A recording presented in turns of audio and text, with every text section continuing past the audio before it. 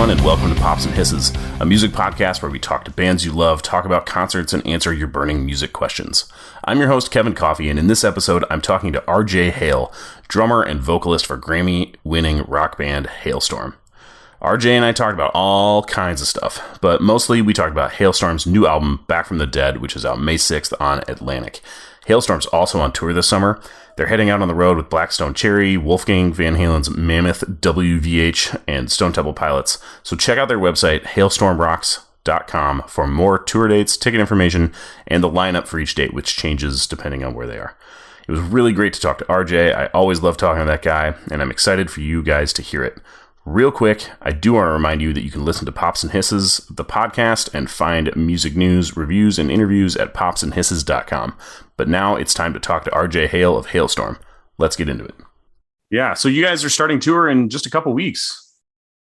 Like what's the date today? In about maybe a week and a half, we're starting. Yeah. Awesome. You excited to be back out there? I'm really looking forward to this run. Just because I'm such a massive fan of all the bands that we're with.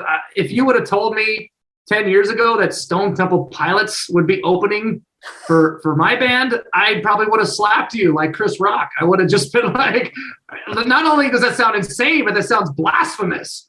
And even now, it still kind of seems blasphemous. But I'm just really excited to get to see him every night.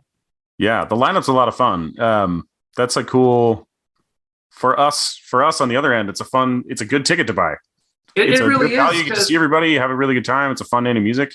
I mean, STP, Black Stone Cherry, which we've been friends with since the beginning. We've known those guys for like 20 years, and we've been super, super tight with them for so many years. And of course, Wolfgang Van Halen, who we got to meet when we were making our second record. We were making Strange Case of Halestorm when we met Wolfie.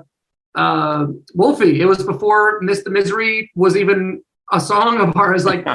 So we've known him for a long time too, and I'm really so amped to finally see what he can do live. I've never ever got to see him perform, so I'm really excited about that. Yeah, I haven't either, so that's one that I'm really excited about. I've actually seen everybody else on the bill, though never together except him, so it'll be a cool one. Only time I got to see STP, I got to see them one time with a Chester. Long time ago. Yeah. And that was really cool. But I'm really excited to see them in their new lineup. I mean, right. We did a festival we did Download Festival with them, and all of them absolutely crushed it. So that's going to be really exciting. I'm just, I get to see Stone Temple Pilots for free every single night. I can't wait. That's great. Well, RJ, it's been an exciting time because you guys did some dates end of summer last year. You guys played with Evanescence in the fall, did some festivals and stuff. Now you've got the new album is just about to come out, and then the summer tour too. So all kinds of momentum. Just a good time for your band. Yeah. I'm just glad that we came out on the other side of, that really weird, crazy time where everything was shut down and we were just kind of not really sure what the future of our lives were going to be, because we had depended on touring. Touring is pretty much 90% of our income now, because music is, I've made this analogy so many times. I feel like in the old days, you would make an album and then you would tour to promote your record and to sell your record. Now you make an album and you put it out for free to promote and sell tickets to your live show. So it's completely backwards. So during the whole lockdown, we were just like, oh no, we had to, touring was all we had left. And now that's gone. It's like, well, now what do we do? So it was an unsure time. Right. And a little bit about Back from the Dead. I was reading a little bit about it, an interview Lizzie did, and she was talking about how you guys actually started making the record before, but then kind of continued on writing songs because of that. Like you said, you just didn't have a lot else to do. There was really nothing else we could do but write. So, so I feel a bit ambivalent about the whole thing. It was bittersweet because the hard part, of course, was obviously not being able to perform, not being able to play, and having our entire world flipped upside down. Mm-hmm. And to be honest, the hardest part for me was just talking to fans online and trying to be there for them and trying to provide entertainment for them because they had depended so much on going to live shows to help them get through their daily strives and stripes, whatever. And the same thing with us. Like, music is our therapy. It's what helps us get. I am diagnosed with anxiety, depression, just the kitchen sink. I'm a messed up individual. So music is what keeps me balanced. And so for me, like, I could still get through the pandemic because I was actually really excited to actually have time to focus just on writing, without without being pulled in so many different directions, and just was like, okay, I've got a window from 2 to 3:30. Sit down and write something. You could be much more organic and just kind of take your time. And I would just hang out on Zoom with some of my friends and some of these legendary songwriters that I had looked up to my whole career. And now I'm just hanging out with them, drinking wine or drinking coffee and just sitting down and just writing music and just coming up with ideas in a very organic way. So I think the silver lining to the whole pandemic for us was that we were really able to really hone our songwriting because that's all we could do. So I think when we finally got in the studio to make the record, we all just felt like we were much stronger as writers. Right. And it lets you kind of workshop those songs and come up with lots of ideas and try lots of things, I'm sure. I loved especially, what's that? We got to get experimental with it, not only with the writing, but also the recording process too. Yeah. And I was going to say, I just love the rhythm section. The drums on the record are awesome. And you sound so dialed in on the record, which that's not to say you didn't before, but it just sounded so good. And I was like, I wonder if they just had lots of time to just lay those stuff down, especially a lot of times talking to musicians, they say, well, you got to go in and get the drum tracks down first. It's the first thing you do. You don't have any time. Like, we got to go record the rest of the record. And I didn't know what the process was like with that. But the process of recording was kind of backwards. Like, we started with the vocals, and that was our co-producer and main songwriter, Scott Stevens, who had written most of our bigger songs. He wrote Miss the Misery. He wrote Apocalyptic, Amen, so many. So he was like the number one person we wanted to recruit to write with.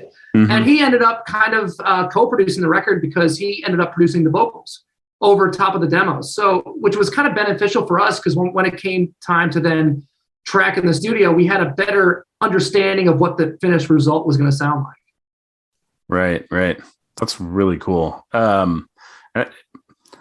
I liked the kind of songwriting themes that popped up on the record too. Like Back from the Dead itself, it's like kind of like a rebirth song, and the Bright Side was kind of similar, talking about having the bright side of life. It felt, I don't know if this was on purpose, but very much coming out of the pandemic and having new things to look forward to. I think it inevitably seeped its way into the writing because we were all going through it at the same time, and we were all staying in constant communication with our fans and hearing their ups and downs, and that really was a lot of fodder for songwriting. Yeah. I did want to ask you just in particular about the drums, the rhythm section between you both on Back from the Dead. This track was just very ominous, but man, it was really hard hitting. Can you tell me about recording that song in particular, playing on that song? So I can, I think I can thank the pandemic and working with Scott over the pandemic. I think I can credit most of that to what you hear on the album now. So long story short, when we got signed, it was mid 2000s, and we were, when we first went into the studio to make our first self-titled record, not only were we inexperienced players, somewhat semi-inexperienced players. It was our first time making a major album on a major label. But we also felt like we had to kind of play it safe in the studio. We couldn't really do anything too crazy. Had to keep everything very simple because it had to fit on what was currently on rock radio at the time. We were competing with bands like Creed and Nickelback and stuff like that. And we had to kind of keep it in that same vein of like not getting too crazy. But I think over the years, now fast forward to this album, it was definitely the first album it was my first experience in the studio hearing a producer tell me to play more. All the times it was like, oh, simplify, play less, play it more basic, and which is fine. Like that was what we had to do at the time. But I feel like not only are we at this point in our career, but I think that music fans in general, they want to hear cool, parts. They want to hear cool musicianship. They want to hear fun stuff. So when I was writing with Scott, not just for Halestorm, but with, various other things, I would send him, drum tracks, drum files that I would write. And then he would listen to them and he called me. He was like, you can play this stuff? I was like, yeah, like this is the way I like to play, Like, obviously I had to kind of compromise with all the stuff that we put out, but this is the way I like, if you want to hear me fully unleashed, like this is kind of like stuff that I like to play just on my own. And he was like, dude, like I didn't know that. We need to apply this energy to the Halestorm record. So he starts throwing me all these curveballs with all the Halestorm demos. He's like, dude, let's do something insane right here and do it here and here. And then I got in the studio with Nick,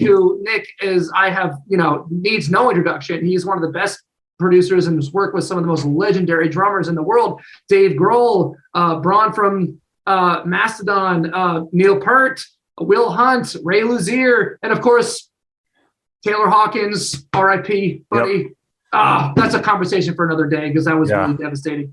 But I feel like we had gotten to a point in our relationship as a producer and as a drummer where he felt more confident in me as a player, and I had so much trust and faith in him as a producer because of his track record and how much So we had this great mutual respect for each other. And with this record, it kind of felt like, well, let's just make this record as if it was the last record. If the world was going to blow up tomorrow, like what would the record be like? Our last ditch effort. And so we were all kind of on board. It's like, let's really just go for it. Let's just give it our all. And so that was the really fun process of making this record. It was so challenging because bear in mind, Nick also, he doesn't like to do things in sections. He wants me to play a full tape front to back. So I had to, after we wrote the song and programmed all the drums, I had to memorize the entire track and play it front to back. And sometimes that would take like 3-4 hours a day just to get a full track where not only were all the parts right and correct and perfect, but also the energy was there. Like he wanted me to put myself, he's like, I want you to visualize playing this live. Like, don't worry about being so accurate and it's like, obviously just hit them hard and pretend that you're playing live. Give me that energy. Give me that unleashed RJ that we need in the studio. So that was the challenge. And, obviously I don't have a crowd in front of me. When you're on stage and you get the energy from the crowd, you just inevitably go into that. But when you're in a studio with two guys behind the glass looking at you, it's hard to get in that mindset. So that was the challenge too, was just like closing my eyes and trying to visualize playing and performing the song on stage. And I could feel it, like when he would hit the talkback mic and say, he's like, dude, we got it. We captured it, So it was interesting. I kind of felt like I was acting. I kind of felt like, okay, maybe this is what actors have to do to prepare for a role. Like you're in this sterile environment on a soundstage with just crew people and a camera in your face, and you have to pretend that your grandma just died or something. You have to put yourself in that mindset. So I had to kind of not like that, but I had to put myself in the mindset of giving it the live energy. Yeah, and keep that going, like you said, for 3 or 4 hours. That's a lot. It was tough. Yeah, I came home. I would take like ice baths. My body was killing me, but it was. But I was committed. I was like, I want like this. Like when you make an album, when you're playing live, you can mess up here and there. But when you're making an album, it's forever. So I was like, I need to make this count. Like I really can't mess this up, And I'm so happy how it turned out, because not only are the parts really interesting and fun and cool, but Nick and Nathan, his engineer, are just mad scientists when it comes to drum sounds and just sounds in general. I think thanks to them, the record sounds amazing. And thanks to Scott, the parts are amazing. So it was just a great team effort. That's awesome. Everything you've been talking about is just what every drummer wants to hear. Like, I guess, go big, go huge, do what you want. Like, try something new, be aggressive. Like, don't simplify it. Just like go really hard. And it's like, that must have just been a great experience. It really was. And I think that after 20 years of having to stifle or not stifle, but having to kind of rein in my playing in the studio, to give it space, to leave space for other things, I think is very important.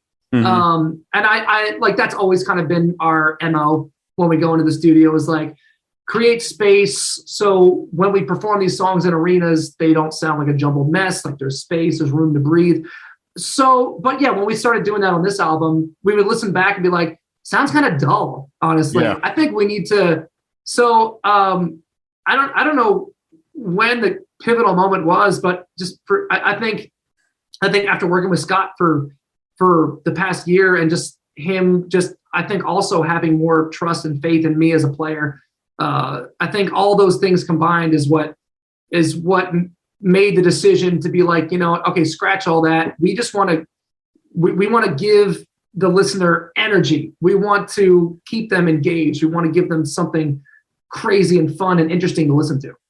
Yeah, definitely. Well, it comes through on the record. It's such a dynamic sound. It's exciting to listen to just on my headphones. I had to turn it on. I was like, oh, RJ's calling. I got to turn the record off again. I get on with you.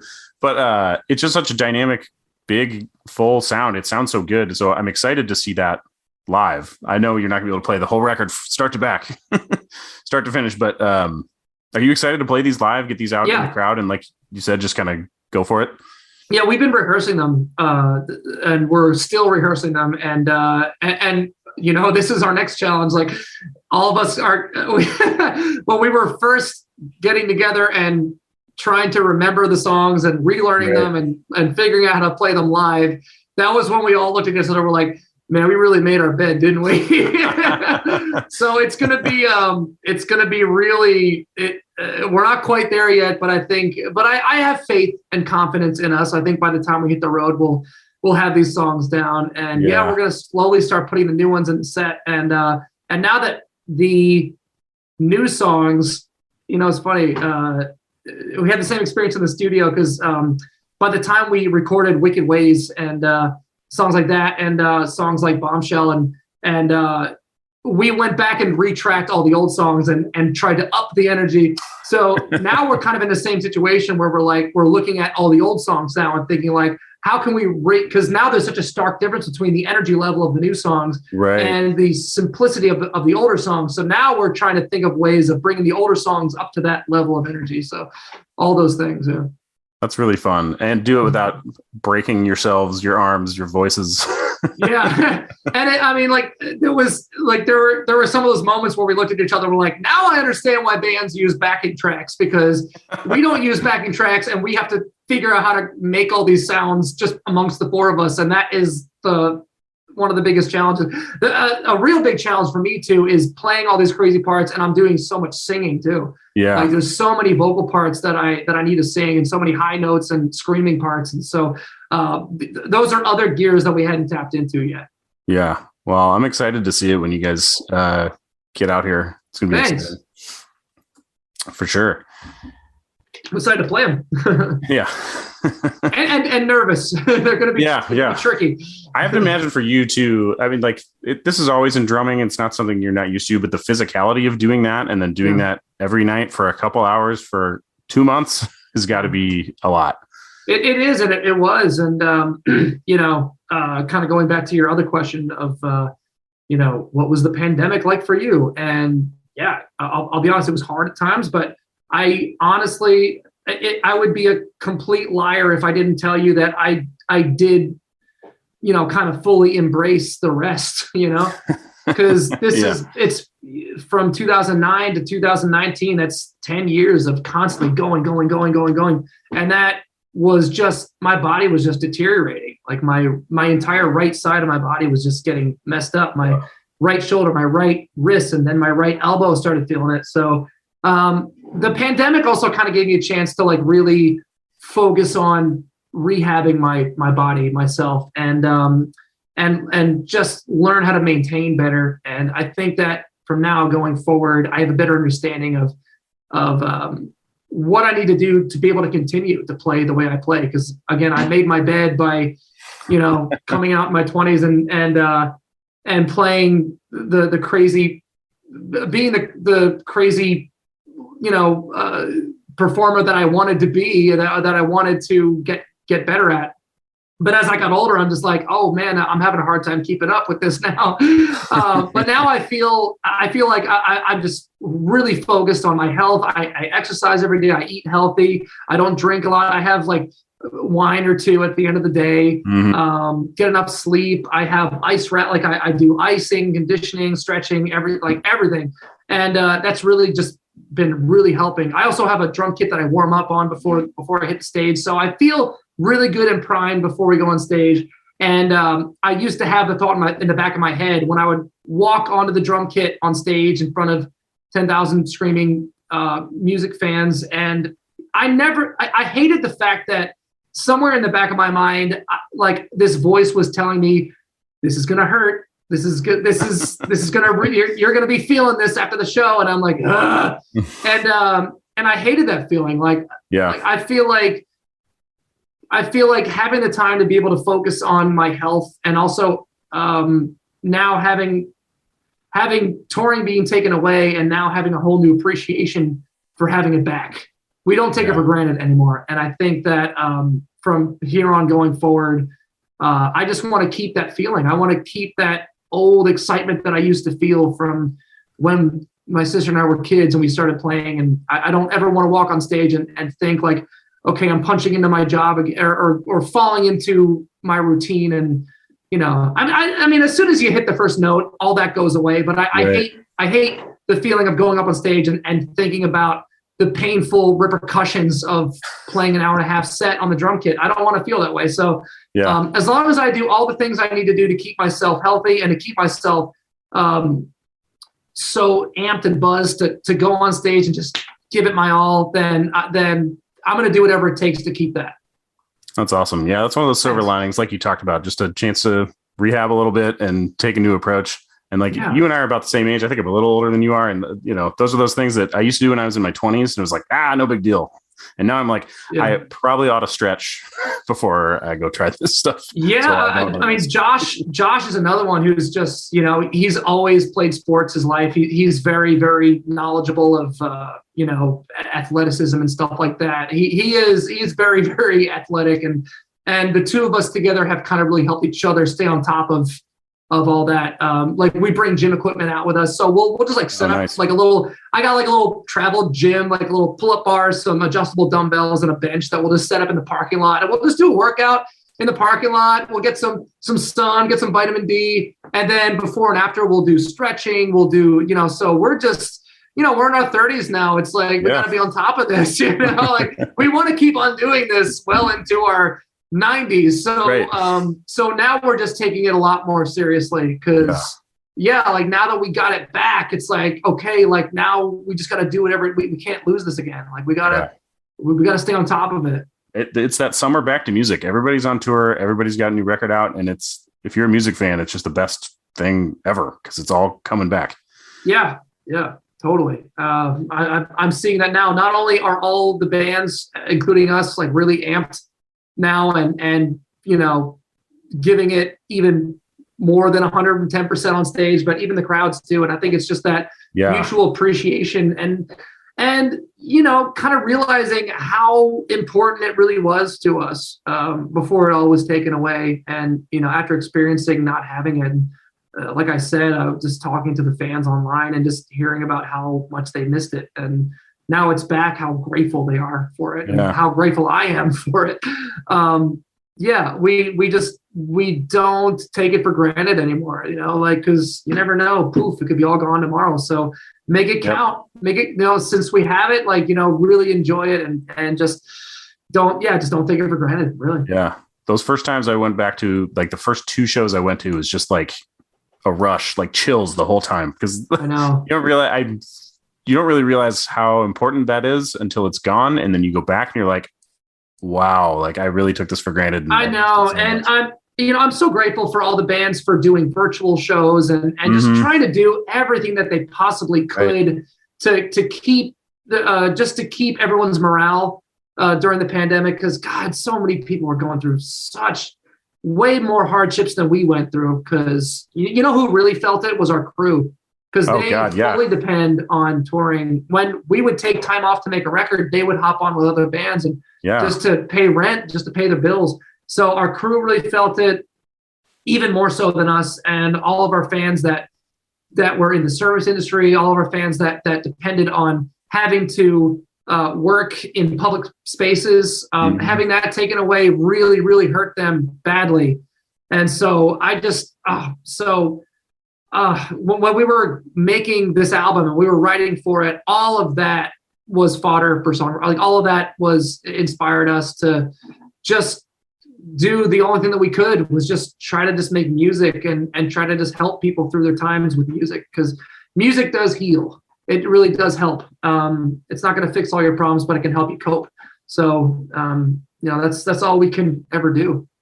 Absolutely. Well, those of us on the other side are thankful for you guys for doing what you do. I'm right there with you, because I feel that it's also, it's a give and take too. Cause other music, other bands that I'm a fan of, they help me get through tough times. So I can relate to our fans on that level. And it's surreal, man. It's crazy, that feeling that you get when you talk to a fan, they say, your music helped me get through this and that. And I think like, oh my God, I remember feeling that way about this song and this band that I looked up to when I was younger, and this, that, and this and that. And even now, and to put myself in that position is bizarre. But it's really cool. And it makes you want to keep going. It makes you want to not settle and just keep upping your game as you go, because you don't want to let anybody down. Awesome. Well, like I said, I'm looking forward to seeing you guys live, and RJ, I appreciate talking to you. It's always great to... Oh, thank you, man. This has just been a fun chat. It's been fun getting a nerd out on all this with you. Thanks for listening to my talk with RJ Hale from Halestorm. Check out their new album, Back from the Dead, when it comes out on May 6th, and also catch them on tour. Head to hailstormrocks.com for complete tour information. If you're in Omaha, where I'm from, Halestorm is coming to Stir Cove on May 13th, and tickets for that show are available at stircove.com. Please subscribe to the Pops and Hisses podcast or on your favorite podcast app, or head to popsandhisses.com, where you can listen to the podcast and find more music news, reviews, interviews, and podcast episodes. I'm your host, Kevin Coffey, and you can follow me on Twitter as @OmahaMusicGuy, or find my page on Facebook by searching for my name. Thank you, as always, to Herdat Media for producing the show, and find lots more of our podcasts. There's so much good stuff, tons of entertainment, sports, and just entertaining, fun, interesting things at herdatmedia.com/network. That's HURRDAT media.com. Thanks for listening. See you next time. A Herdat Media Production.